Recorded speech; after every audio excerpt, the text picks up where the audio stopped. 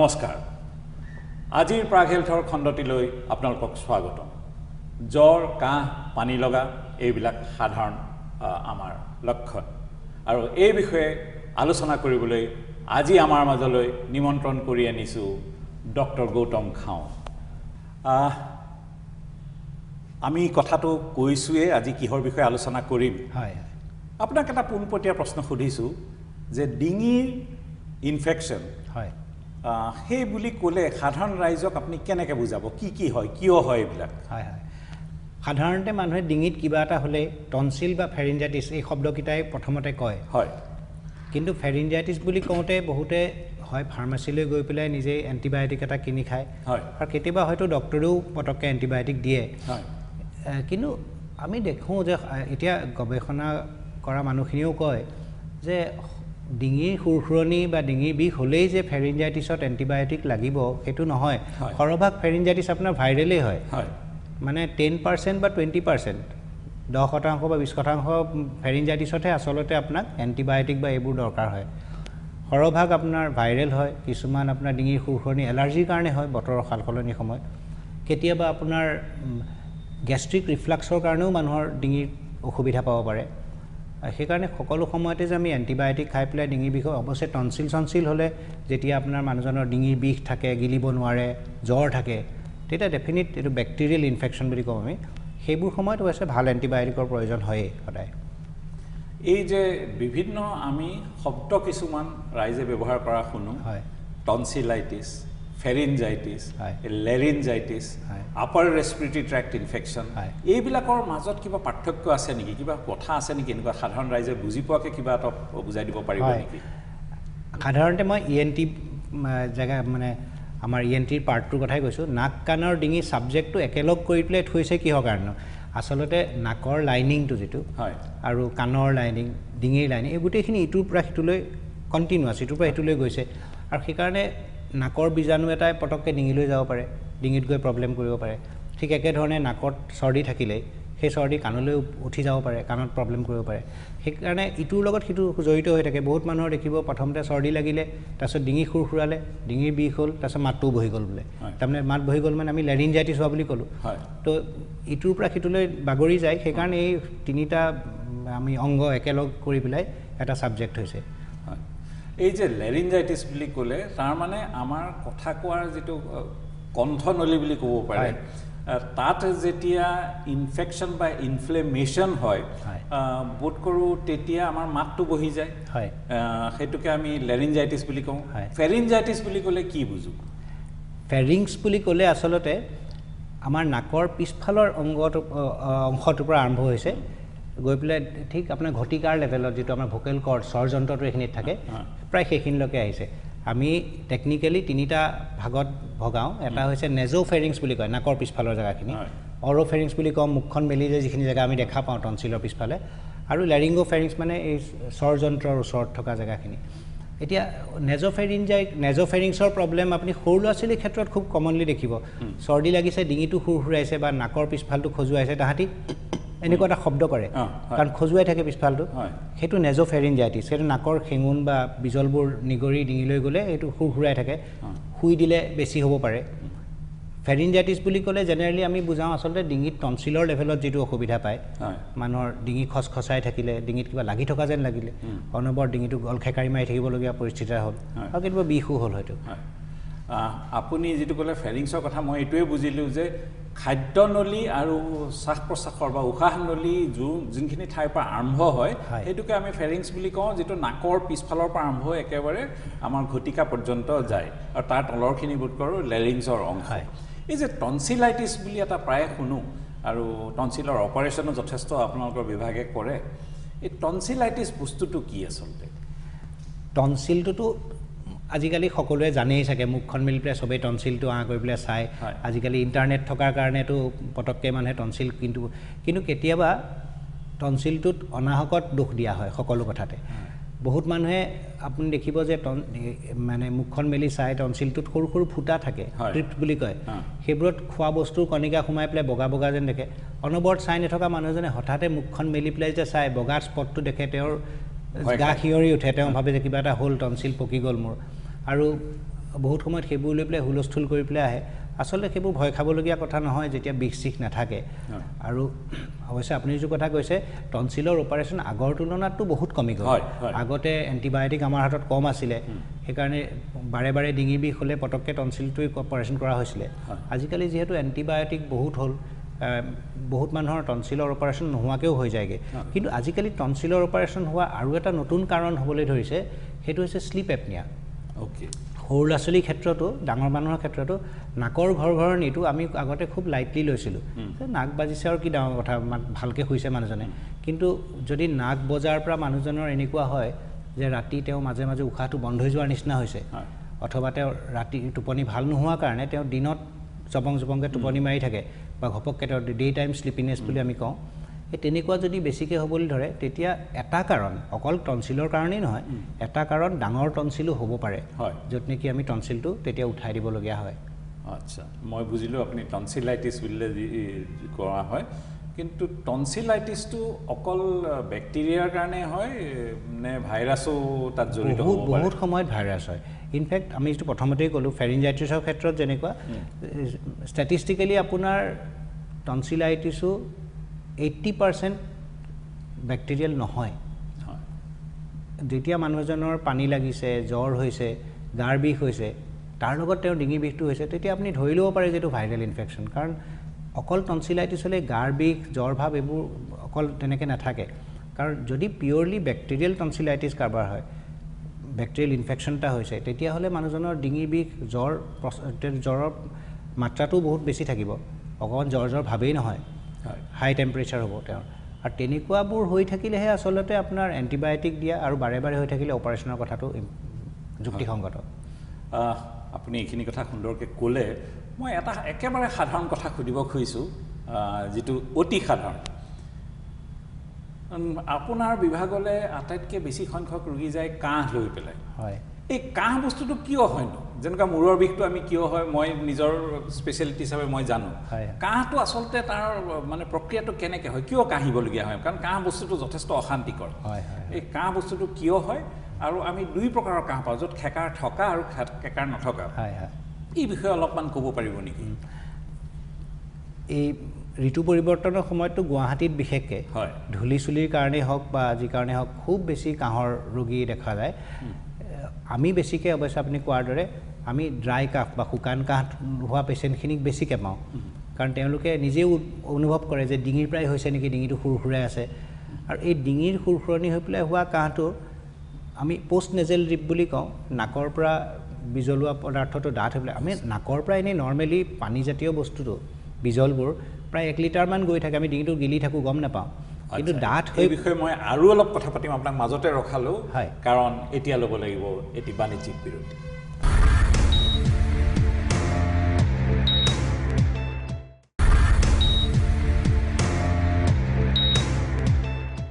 প্ৰাগ হেল্থৰ মজিয়ালৈ আমি বিৰতিৰ পিছত পুনৰ উভতি আহিছোঁ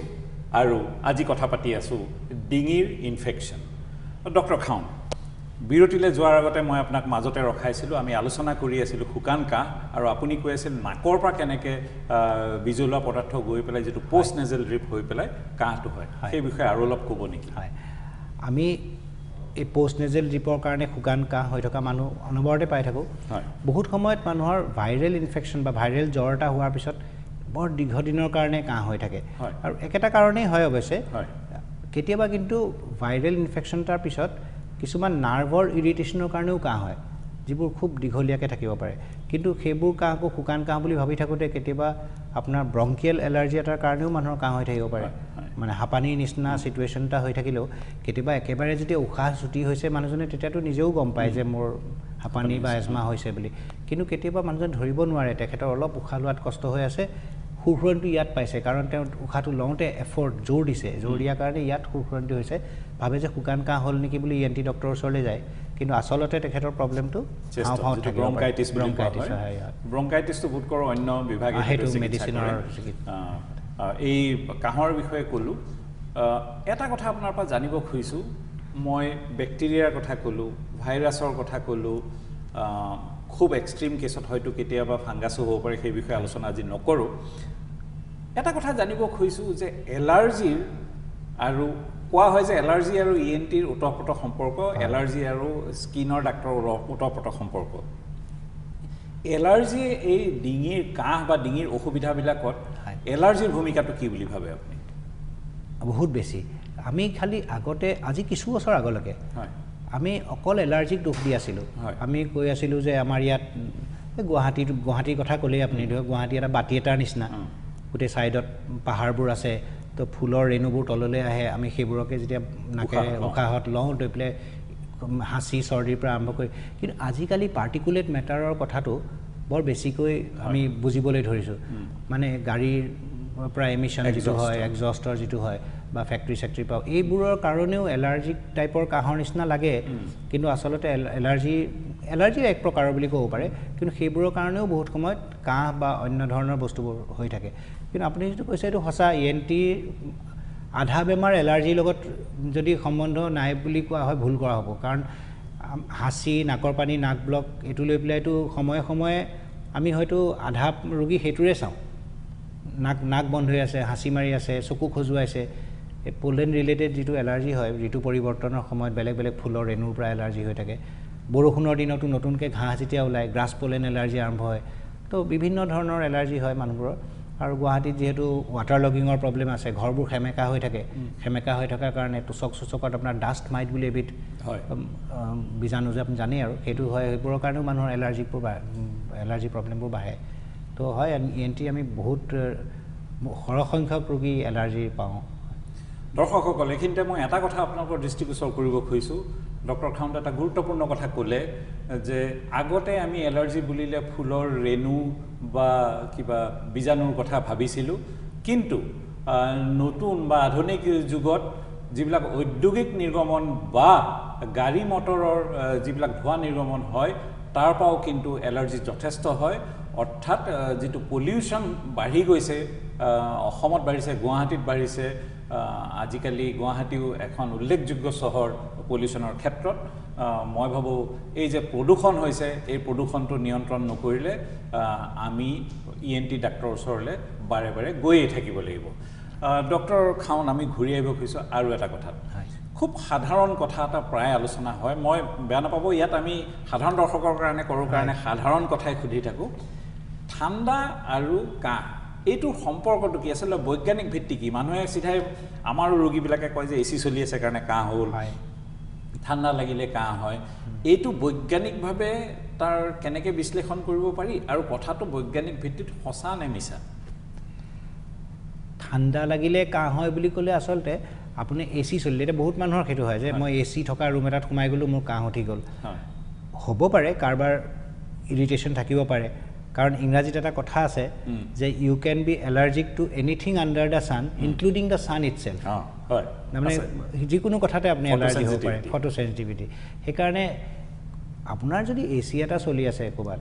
খুব বেছি ঠাণ্ডা হৈ আছে, খুব গৰমৰ পৰা আপুনি আহি পেলাই ঘপককৈ বৰ বেছি ঠাণ্ডাত পৰিলে, তেতিয়া আপোনাৰ এয়াৰৱেৰ ইৰিটেশ্যন এটা হ'ব পাৰে। হ'লে আপোনাৰ নাকৰ বিজলবোৰ ডিঙিত গৈ পেলাই ডিঙি খচখচাব পাৰে। কিন্তু অকণমান সামান্য ঠাণ্ডাত থকা AC এটাত সোমালেই যে আপোনাৰ কাহ উঠিব লাগিব বা চৰ্দি লাগিব সেইটো বৰ যুক্তিসংগত নহয়। এতিয়া উইণ্ড' ACৰ ক্ষেত্ৰত আগতে আছিলে যে উইণ্ড' ACবোৰ চাফা কৰি নাথাকিলে সেই ধূলিবোৰ ভিতৰলৈ আহে, সেইটো কাৰণে হ'ব পাৰে। কিন্তু বৰঞ্চ ACয়ে আপোনাৰ ধূলি চুলিৰ পৰা বচাইহে ৰাখিব। আচলতে গাড়ীত AC চাগিলে আপোনাৰ ধূলিৰ পৰা আপুনি বাচি থাকিব। সেইকাৰণে সিমানটা আপুনি যিটো কথা কৈছে একদম সঁচা কথা। আমিও সেই প্ৰশ্নটোৱেই বেছিভাগ বহুতৰ পৰা শুনো, যেনেকৈ দৈ খালে কাহ হ'ব নেকি, এই তেনেকুৱা ধৰণৰ কিছুমান। বিশেষকৈ আইচক্ৰীম, ক'ল্ড ড্ৰিংক এইবিলাকক সৰু ল'ৰা ছোৱালীক মাক দেউতাকে খাবলৈ নিদিয়ে, কাহ হ'ব, পৰীক্ষা আছে, এতিয়া আইচক্ৰীম নাখাবি। সেইটো আচলতে বৈজ্ঞানিকে সঁচানে কথাটো? ইমান যুক্তিসংগত নহয়। কিছুমান মানুহ চেঞ্চিটিভ থাকে, সেইটো আৰু বেলেগ কথা। কোনোবা কাৰোবাৰটো চেঞ্চিটিভ হ'লে তেওঁ কিবা নেমু টেঙা অকণ খালেও হ'ব পাৰে, সেইটো বেলেগ কথা। কিন্তু জেনেৰেলি যিটো মানুহে কয়, আপুনি একদম সঁচা কথা কৈছে, এইটো বেছিভাগ পেৰেণ্টছৰ মানে মাক দেউতাকৰ ইমান বেছি সাৱধানতা যে এইটো নাখাবা সেইটো নাখাবা, কিন্তু বৰ বেছি কণ্ট্ৰল কৰি আচলতে মই ভাবোঁ দেই পাৰ্চনেলি বিশেষ অৰ্থ নাই। কাৰণ ল'ৰা ছোৱালীৰ ৰেজিষ্টেঞ্চ যদি আপুনি বঢ়াব খুজিছে, তেতিয়াহ'লে তেওঁলোকক এক্সপ'জ কৰিবই লাগিব বেলেগ বেলেগ বস্তুৰ প্ৰতি। মই এনেকুৱাও দেখোঁ, গৰম বন্ধত শ্বিলঙলৈ ফুৰিব গ'লেই ডিঙিত মাফলাৰ এখন মাৰি নিয়ে ল'ৰা ছোৱালীক। কাৰণ মানুহৰ মাজত এইটো সচৰাচৰ ধাৰণা যে ঠাণ্ডা লাগিলে। মই এনেই এটা বৈজ্ঞানিক মোৰ ফালৰ পৰা আপোনাক সুধিব খুজিছোঁ, এনেকুৱা হ'ব পাৰে নেকি ঠাণ্ডা লাগিলে আমি জানো যে তেজ চলাচল কৰা ধমনীবিলাকৰ সংকোচন হয় যিটো আমাৰ থ্ৰোটটো যথেষ্ট ভাস্কুলাৰ অৰ্থাৎ তাত তেজ চলাচল খুব বেছিকৈ হয় এনেকুৱা হ'ব পাৰে নেকি যে ঠাণ্ডা লগাৰ কাৰণে তাত অলপ সংকোচন হয় সংকোচন হ'লে যিহেতু আমাৰ নিজৰ ইমিউন সিস্টেমৰ বস্তুবিলাক তাত সেইখিনি সময়ত কমি যায় বা তেজ চলাচল কমি যায় তেনেকুৱাতে তাত ইনফেকশ্যন নহ'ব পাৰে ইনফ্লেমেশ্যন আৰু ইনফেকশ্যন মই হয়তো দৰ্শকক বুজাই দিম কিন্তু ইনফেকশ্যন নোহোৱাকৈ ইনফ্লেমেশ্যন হোৱাটো সম্ভৱ হয়নে একে উশাহত ক'বলৈ টান উত্তৰটো দিবলৈ টান হ'ব কিন্তু এটা কথা হয় আপুনি যিটো প্ৰশ্ন মানে উঠাইছে বডি টেম্পাৰেচাৰটো কমি গ'লে মানুহৰ যিকোনো ইনফেকশ্যনত পটককৈ হ'ব পাৰে বুলি কয় কিন্তু সেইটো অলপমান ইফাল সিফাল হ'লেই হ'ব লাগিব বুলি কথা নাই আমি এতিয়া সৰু ল'ৰা ছোৱালী মানে সৰহসংখ্যক সৰু ল'ৰা ছোৱালী কি হয় গৰম বন্ধত আপোনাৰ ধৰি লওক ছুইমিং পুলত ছুইমিং শিকিবলৈ দিয়ে আৰু আপোনাক এইখিনিতে মই আকৌ ৰখাবলগীয়া হ'ল আমাৰ সেইটো নিয়ম উপায় নাই কিন্তু বৰ সুন্দৰ কথা এটা আৰম্ভ কৰিছে এতিয়া লৈছোঁ এটা বাণিজ্যিক বিৰতিৰ পিছত এই ছুইমিং পুলৰ কথাখিনি আকৌ পাতিম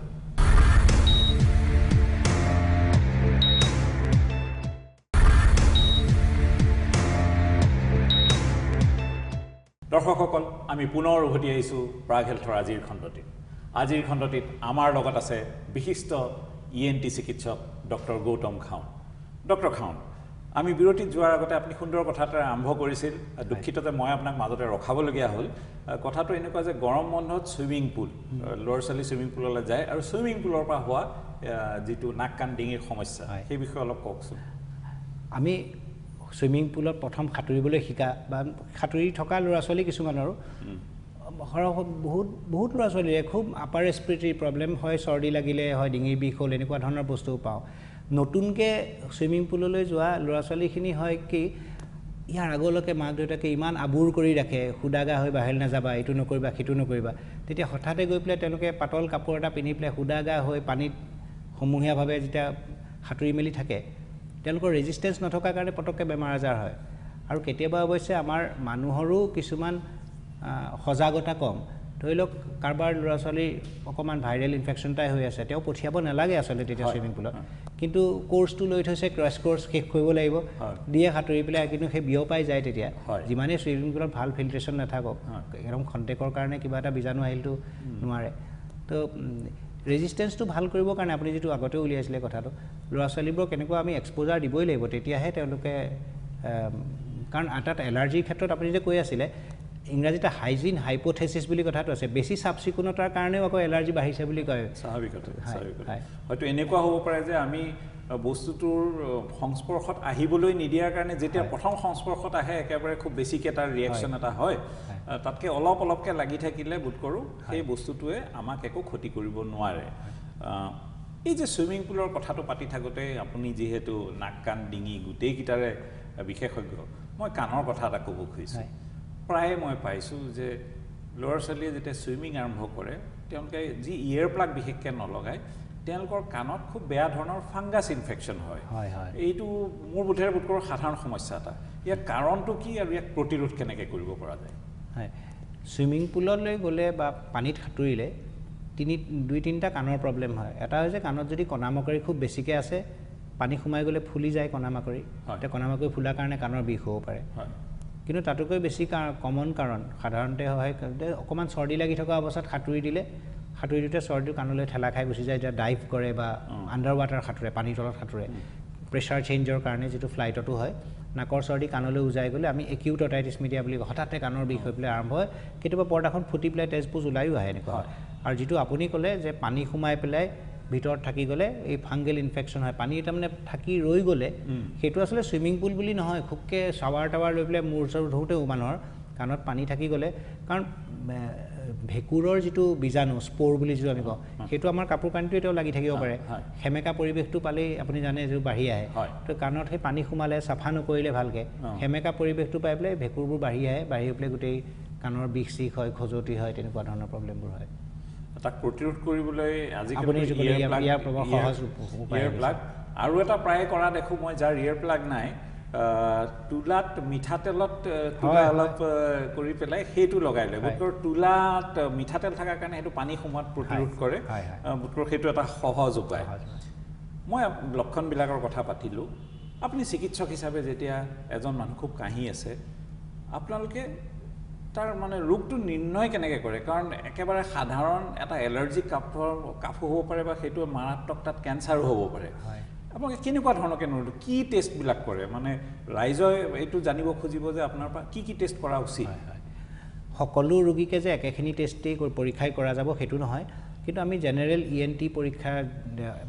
যিখিনি কৰিব লাগে নাক ডিঙি আমি এক্সামিন কৰি চাওঁ যেতিয়া আপুনি ক'লে কেঞ্চাৰ ইয়েছ আমি সেই কথাটো থাকি গৈছিলে কাহ আপোনাৰ কেতিয়াবা কেঞ্চাৰ ৰোগী এজনৰ হৈ থাকিব পাৰে বহুত দীঘলীয়াকৈ আমি ষ্টেথোস্কোপডাল লগাই পেলাই বুকুখন চোৱাটো দৰকাৰ কাৰণ লাংছৰ কিবা এটা প্ৰব্লেম থাকিব পাৰে আৰু আমাৰ যদি সন্দেহ থাকে যে ডিঙিত কিবা এটা আছে বুলি তেতিয়া আমি এণ্ডোস্কোপি বুলি যে কয় এণ্ডোস্কোপি কৰি পেলাই চাওঁ ডিঙিৰ ভিতৰতো বেলেগ বেলেগ ধৰণৰ এণ্ডোস্কোপি আছে এণ্ডোস্কোপি কৰি পেলাই চালে আমি বেছি ভালকৈ সূক্ষ্মকৈ গোটেইখিনি কথা দেখা পাওঁ কিবা যদি ক'ৰবাত ঘাঁ লাগি আছে বা কিবা এটা বাঢ়ি আছে মাংস এডোখৰ সেইটো বস্তু ধৰিব পাৰোঁ আৰু লগে লগে বোধ কৰোঁ তাৰ পৰা মাংস এটুকুৰা আনি পেলাই আপোনালোকে বায়পচি কৰা পৰীক্ষা কৰি পেলাই নিশ্চয় কৰিব পাৰে এই তাৰ মানে অকল এক্সৰে চিটি স্কেন বা তেজৰ পৰীক্ষাতকৈ চিকিৎসকজনে নিজেই বস্তুটো যিটো এণ্ডোস্কোপ আমি অসমীয়াত দূৰবীণ বুলি ক'ব পাৰোঁ এক প্ৰকাৰৰ দূৰবীণ আজিকালি বোধ কৰোঁ বহুত ভাল হ'ল আগতে যিটো ৰিজিড এণ্ডোস্কোপি আছিল আজিকালি ফ্লেক্সিবল এণ্ডোস্কোপ হ'ল যি আৰু বেছি ভিতৰলৈ সোমাব পাৰে আৰু বস্তুবিলাক মানে ডাইনেমিক অৰ্থাৎ লৰচৰ কৰি থকা অৱস্থাতে আমি চাবলৈ পাৰোঁ প্ৰয়োজন সাপেক্ষে বায়পচি ল'ব পাৰোঁ মই ভাবোঁ আধুনিক যুগৰ ENT চিকিৎসকসকলৰ কাৰণে যথেষ্ট সুবিধা হৈ পৰিছে এতিয়া আহোঁ আপোনাৰ এটা বিশেষ কথা এই যে এই ৰোগবিলাক আপোনালোকে পায় কি চিকিৎসা কৰিলে ভাল হয় কাৰণ মানুহে ENT চিকিৎসকৰ তালৈ যায় হোমিওপেথিৰ তালৈ যায় আয়ুৰ্বেদিকৰ তালৈ যায় আপুনি স্বাভাৱিকতে আয়ুৰ্বেদিক বা হোমিওপেথি ভাল নে বেয়া আপুনি ক'ব নোৱাৰিব কাৰণ সেইটোত আপুনি প্ৰশিক্ষিত নহয় কিন্তু আপোনালোকে কেনেধৰণে মানে এপ্ৰ'চটো কি এজন ৰোগীক চিকিৎসাটো কেনেকৈ কৰে প্ৰথম কথাটো হৈছে ছেল্ফ মেডিকেশ্যন নিজেই যে ফাৰ্মাচীৰ পৰা এণ্টিবায়'টিক কিনি খোৱা অভ্যাসটো খুবেই বেয়া হয় কাৰণ আমি বাৰে বাৰে কওঁ যে আজিকালি ডাক্তৰকো আমি সজাগ কৰিবলৈ ধৰিছে হয় বেলেগ বেলেগ কৰ্তৃপক্ষই যে আমিও যাতে এণ্টিবায়'টিক অলপ কমকৈ বা সাৱধানে ব্যৱহাৰ কৰোঁ কাৰণ ইমিডিয়েটলি পৃথিৱীত নতুন এণ্টিবায়'টিক আহিবলগীয়া নাই সেইকাৰণে আমি যদি এণ্টিবায়'টিকবোৰ অপব্যৱহাৰ কৰোঁ হয়তো এনেকুৱা বীজাণু হ'ব য'ত কোনো এণ্টিবায়'টিকেই কাম নকৰে ছুপাৰ বাগ বুলি কয় সেইকাৰণে সাধাৰণ যিবোৰ আমি কথা পাতি আহিলোঁ ডিঙিৰ খচখচনি বা ডিঙি বিষ সেইবোৰতো নিমখ পানী কুলকুলি কোনোবাই নিমখ পানী নোৱাৰিলে অন্য কিবা মাউথ ৱাছ দি কুলকুলি কৰা কেতিয়াবা বিষ থাকিলে তাতে ডিস্পিৰিন টেবলেট এটা গুলি পেলাই কুলকুলি কৰা কেতিয়াবা দৰকাৰ হ'লে পেৰাষ্টামল টেবলেট এটা খোৱা এলাৰ্জি ভাবিলে এলাৰ্জি দৰৱ এটা খোৱা এনেকুৱা ধৰণৰ কথাবোৰ ডক্টৰ খান আমি বহু কথাই আলোচনা কৰিলোঁ আৰু হয়তো আৰু আলোচনা কৰিবলৈ ইচ্ছা আছিল কিন্তু সময়ে আমাক সদায় শিকাই দিয়ে যে এঠাইত আমি সমাপ্ত কৰিবই লাগিব আপুনি আজি আমাৰ প্ৰাগ হেল্থৰ মজিয়ালৈ আহিলে তাৰ বাবে অশেষ ধন্যবাদ দৰ্শকসকল পুনৰ লগ পোৱাৰ আশাৰে অন্য এজন চিকিৎসকৰ লগত আজিলৈ বিদায়